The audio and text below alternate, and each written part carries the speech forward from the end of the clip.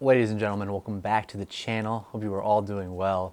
Today we're going to be breaking down my thoughts on the Coros Pace 3, my new running watch I've had for probably about a month now. I've put in well over 100 miles. I've swam with it, jump rope with it, taken it on the indoor bike, which doesn't really hook up, so not really much you can take from that. But I have used it for quite a few things, and I'm really excited to be breaking it down for you guys today. First of all, let's just jump in right away talking about the application towards running. With GPS, I think it does a fantastic job. There is like this dual band GPS that it has, like there's two forms of GPS that it uses simultaneously to get a very accurate GPS location. Now, granted, there are times where it might be a little bit off. Perhaps, if you had $1,000 watch with a GPS that connects to the moon, maybe that $1,000 GPS watch is going to be a little bit more accurate. But for $230, this thing does a great job. I can see if I'm on the sidewalk, in the street, or running into the grass because a car almost hit me. It does a really good job. I'm really happy with it. It also does a pretty solid job with pace. I will say that it is quite delayed, which is interesting. Normal GPS watches, especially when it comes to running, do have like about a 10-second delay. This, I'd say, is a little bit longer, maybe 15, 16 seconds around there, maybe even a little bit longer. I know that Coros does provide I should say provide, they sell a chip that you put on your shoe to help lower that delay, if not delete it. I don't really know 100% if it's like no delay or just lowering the delay, but I know it does lower it to some degree, and that's how they kind of ramify the delay itself. So it's not a big deal for me personally because I rarely have to worry about looking down at my pace. Like if I'm doing a workout on the track, I put all the splits into my watch and then don't worry about it at all. Which, granted, I haven't done any workouts with this because I'm just starting up summer running. So, in the future, maybe we'll have to do another review talking specifically about workouts. But for what I use it for, I just want to look at time and heart rate. That's really all I look at it for, which we're going to jump into heart rate right now. I'm going to be honest with you guys. No GPS watch does a very good job at checking heart rate. But if you flip it onto the inside of your wrist where your pulse actually is, you do get a pretty decent heart rate, or at least decent heart rate data. I'm a big fan of data, looking at it as much as I can. I do have a chest strap heart rate monitor that I'm a very big fan of, but I only use it for workouts, and I prefer not to wear it during workouts if I don't have to.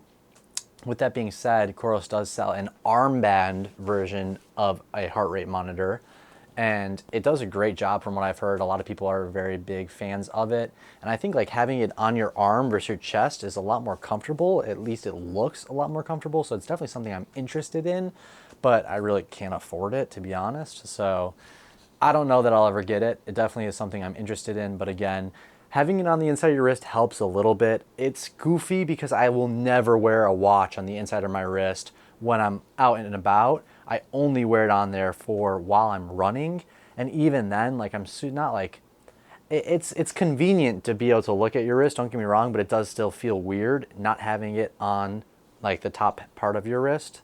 So I don't know, it's still a little goofy for me after doing it for a few weeks now, but I've gotten used to it enough to where it's not a big deal. And again, having it on the inside of your wrist, I will not lie, it definitely does help with, having a little bit more accurate heart rate data. Because when I had it on the outside for the first few runs, the heart rate data was all over the place. It kind of seemed like it would stick onto a certain heart rate beat and then just kind of stay there, whether or not that was true. At one point, it was telling me I was like in 160s and I was like 128, 129 when I took it manually. Not that great, but again, it's been a lot better ever since I flipped it to the inside of my wrist. Now, this watch has a lot of different modes that you are able to use. I jump rope with it, which is really cool. It tracks how many jumps I do. I have swam with it, which it's done a good job. I've only done swimming once. I need to swim more, to be honest with you guys. I need to get back in the pool, but regardless, both have been great. Like, I have no complaints whatsoever. There are two things that I'd say are a little goofy. One of them being the fact that, like, when you have this watch on, there is a scroll wheel at the top, and it is very sensitive. I hit this thing all the time. Now, the reason that I bring this up is because there is a mode that you can turn on that you basically have to unlock your watch. And I think it's a pretty cool mode. You just press the scroll wheel button down for a minute, well, a minute, for 3 seconds, I believe, and it unlocks your watch. Me personally, I don't love the idea of having my watch locked. It feels like the water lock system of an Apple Watch, if you're aware of that. And I just want to be able to always have access to it and never have to unlock it.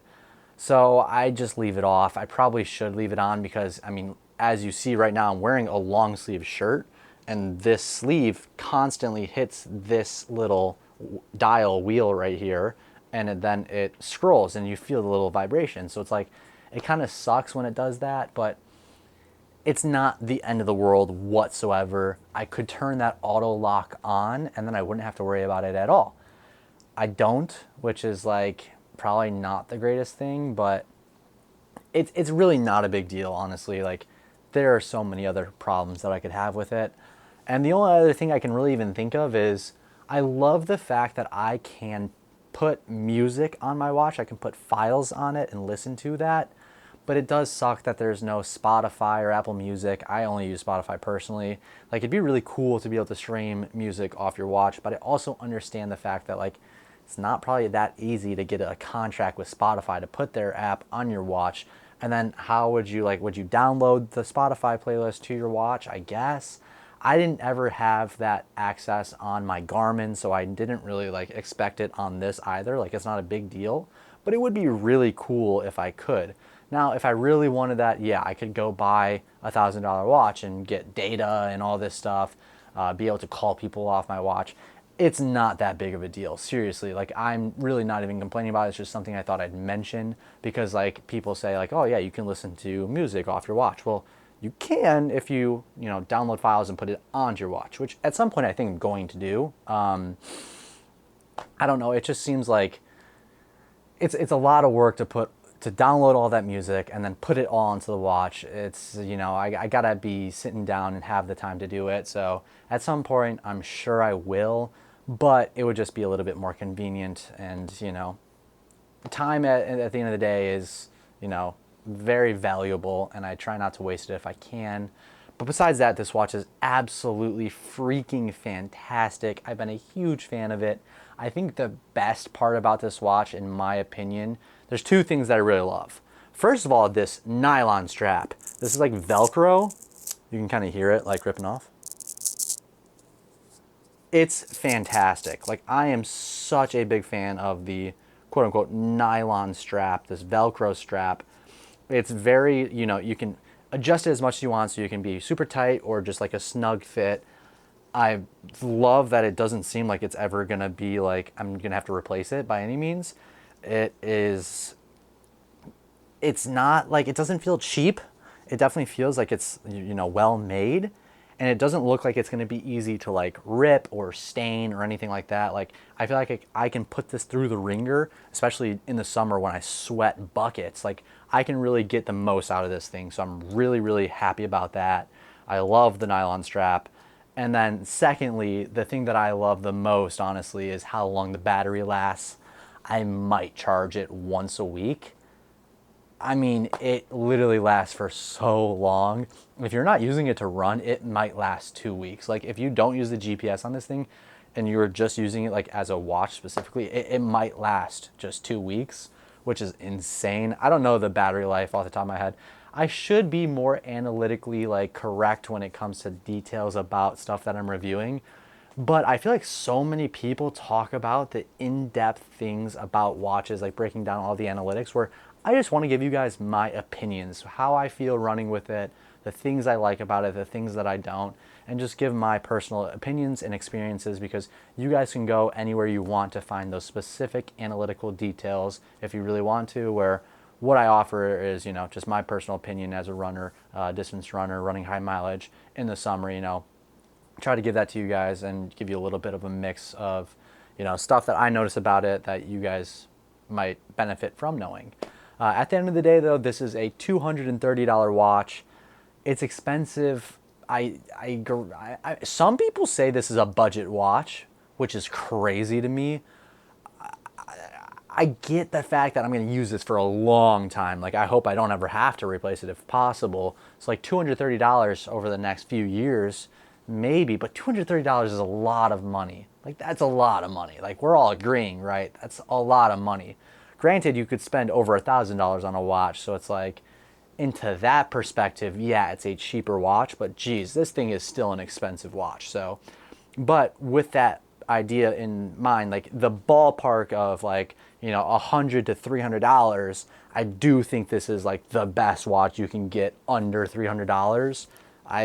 I'm been very, very happy with it. I love all the data that the Coros app gives you. Super easy to navigate, easily syncs up to Strava. Didn't have to do anything about that, worry about that at all. It's a great watch. I have really no complaints with it. Like, again, like I said, like the little things that, might be a problem, there are solutions to. I could get the chip for my foot. I could put the armband on my arm. I could turn auto lock on. If I did all those things, I don't know that I could have a problem with it. Yeah, maybe the music thing, but who really cares at the end of the day? Like, I can just bring my phone with me on my run like I normally do. So yeah, at the end of the day, it's a fantastic watch. I would highly recommend. I'll drop a link to Coros' website. I'm not sponsored or anything. Like, I have no involvement with Coros, but again, I just think it's a great product. So just recommending that to you guys. And yeah, if you guys want to see another review of this in the future after like, maybe 100 days or something like that, 500 miles, whatever, at the end of summer after some workouts, let me know in the comments below. If you guys have any other questions, comments, or concerns, drop them in the comment section down below. And I will see you guys very soon. Level things, take care, and I'll see you later. Peace out.